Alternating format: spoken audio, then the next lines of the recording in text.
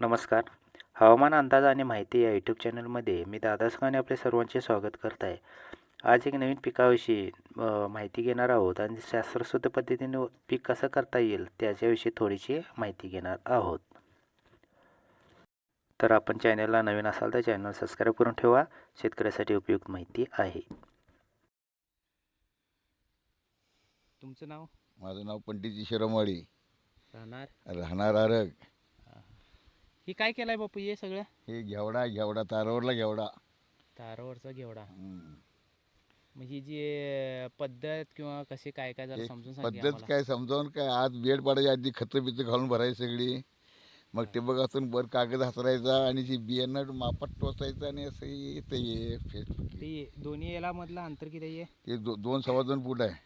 आणि ह्या दोन्ही असा बेड मधलं? आडवा 7 बर. फूट आहे. आणि त्याच लागून ते शेंग घातलेत आणि बगली. आणि हे माल चालू एक महिना 25 दिवसात चालू होते. 1 महिना 25 दिवसात माल. चालू. आता हे किती दिवसाचा येल गेलेलं आहे? हे 6वा महिना.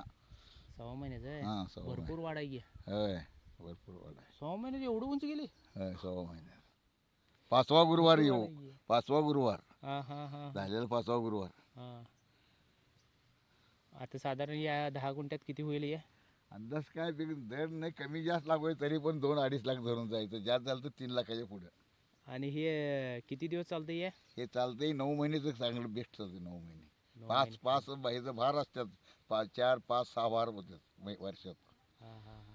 6 भार. मला ह्याला खतं कुठलं वापरताय तुम्ही? खत आणि बाकीच काय टिबकमध्ये थोडीच काही शेणखत बक्कळ भरतो आज पहिला. शेणखत भरपूर आहे. बाकीच काय टिबकमधलं थोडंसं आणि फवारणी हे ते करायला लागतं एवढंच. बरं.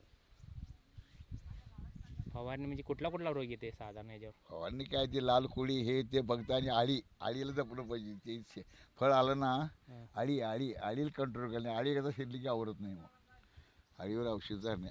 मग अळीसाठी औषध तुम्हाला माहिती आहे का कुठली चांगली? काय ते कोणतं रोगर बिगर असं काय मारतं शंकर तो. ते पोरगं मारते. हां. बरं. एकंदरीत फायदाच आहे. फायदा. तर आपण माहिती बघितली. घेवडा हा तारावरचा पीक आहे आणि ह्या पिकापासून चांगला व्यवस्थित घेवडा आला तर एकरी 10 गुंठ्याला, एकरी नव्हे 10 गुंठ्याला तर 3 लाख रुपयांपर्यंत बापूने उत्पन्न सांगितलेलं आहे.